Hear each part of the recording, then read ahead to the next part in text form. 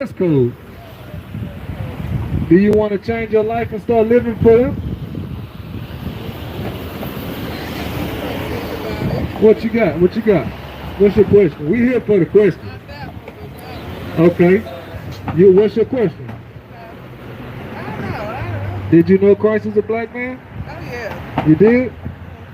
So That you know his people are black then, right? Okay, so that means you know you from his people. So what comes with being from God's people? I'm learning. Let's get Deuteronomy 10 and 12. Let's see. All praises, because a lot of our people don't really want to hear what comes with our heritage. In slavery, our heritage was taken from us, and they told us that we just niggas. But the whole time, we were royal people, God's chosen people. All right? What? Deuteronomy chapter 10, verse 12. And now, Israel, what does the Lord your God require of thee?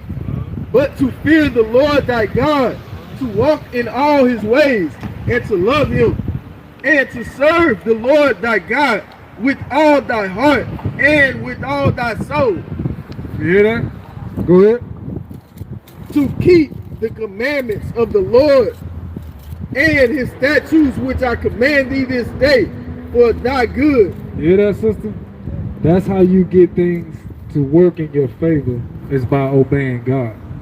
Do you obey God? No? You want to change your life and start obeying Him? Because that's what we out here for. Seriously. Because everybody told us that it's okay to disobey Him. But He's coming back to destroy the sinners. Give me Psalms 5 and 5 real quick. The whole purpose of us being out here is to show our people the way to really serve God and really have a relationship with God.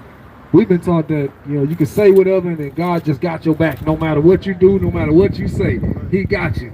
Well, let's see what the Bible says. Psalms chapter 5, verse 5. The foolish shall not stand in thy sight. Thou hatest all workers of iniquity. It said God hates who? All workers of iniquity. You know what iniquity is? Iniquity is sin. In Ecclesiastes 12 and 6. Iniquity is sin. When you go against God, you put yourself in a position where God hates you. But Dave told you, no matter what you do, God always loves you. It don't matter. They trying to make you play God for a fool. They trying to make it seem like God is just some cuddly teddy bear when the scriptures say mercy and wrath come from Him. He don't play no games. You don't listen, He gonna put something on your behind. Good. Sirach chapter 12, verse 6. For the Most High hated sinners. The Most High hate who? Sinners. And will repay vengeance unto the ungodly. He gonna pay you back for not doing what He said. That means He gonna put something on your behind. So we trying to show you how to not let that happen. Because the ways it happen is by your life not going according to the way you want it. You're not gonna have the things you want. You're not gonna live the way you want without Him, unless you choose to serve Satan. Then you get everything you want in this life. But you know that that's not worth it, because the next life you got to pay for it. All right? So according to the Bible, let's read a couple things to see if your spirit is lined up with a righteous woman. Do you have a husband? Divorce. Why? Cheating. You say it again? Okay, so according to the Bible, can a man have more than one wife? Yes or no? Let's see, give me 2 Samuel chapter 5, verse 13. And you give me Acts, one of y'all give me Acts 13 and 22. Let's get Acts first. Acts 13, 22. We're going to see how God feels about it, because if we tell you, then you're going to be like, damn, that trip. Say it again? Okay, all praises. Let's see what God said. Go ahead. This is the book of Acts chapter 13, verse 22. And when he had removed him, he raised up unto them David to be their king. You know who David is, right? King David. You heard of King David before. Okay. He was one of our people. He's a neat so-called Negro. Okay. He was the king of Israel. Go ahead. To whom also he gave testimony and said, I have found David, the son of Jesse, a man after mine own heart. A man what? A man after mine own heart. Meaning David had the same type of heart that Christ would have. That's what he's saying. Go ahead. Which shall fulfill all my will. Which what? Which shall fulfill all my will. So what he's saying is David's going to fulfill all his will. You understand?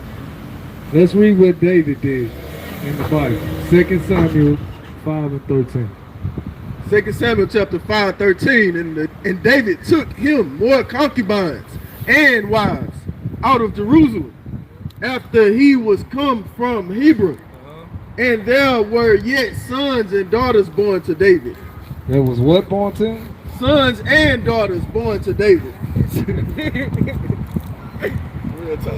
Sister, the thing is, we've been taught the ways of the world. Give me Proverbs 3:31.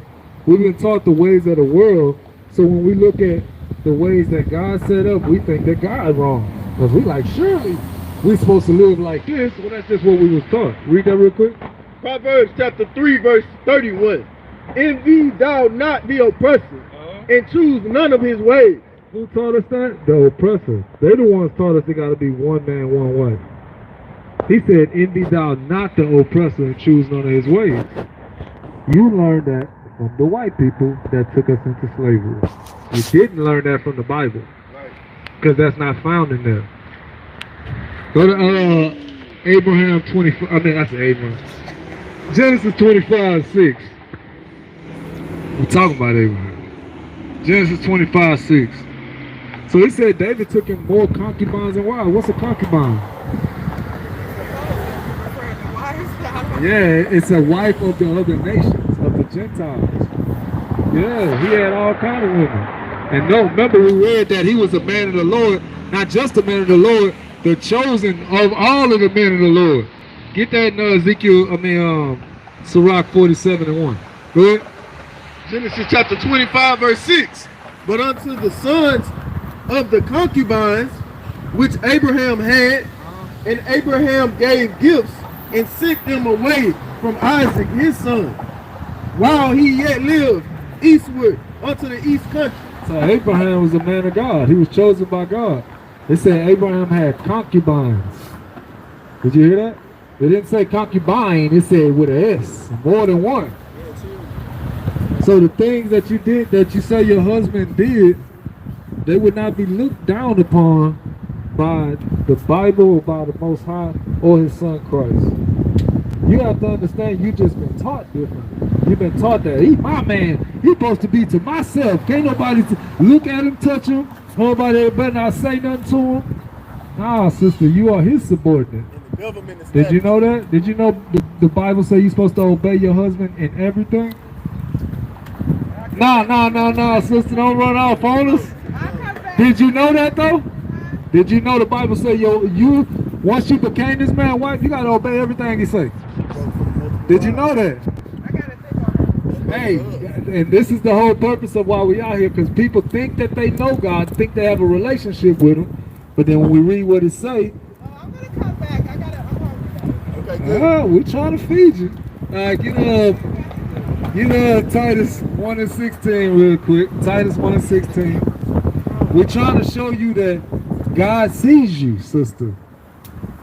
God sees you. Do you know God? Do you know God, sister? Read that. Titus chapter 1 verse 16. They profess that they know God, but in the works they deny him. You hear that, sister? You can say you know him, but the things you're doing is denying him. It's serious to understand that you're denying him, sister. That's very serious to understand. Good?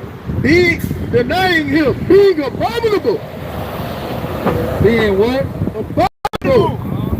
And disobedient. Being what? And disobedient unto every good work. So you're being disobedient to the good works when God tells you what to do. Get John 9:31 real quick, boy. Proverbs 28:9 real quick. Hear this word of the Lord, sister. Go ahead. Yeah. Proverbs chapter 28:9. He that turns away his ear from hearing the law, even their prayers shall be abomination. Yeah, she got that. She tried to get in that door.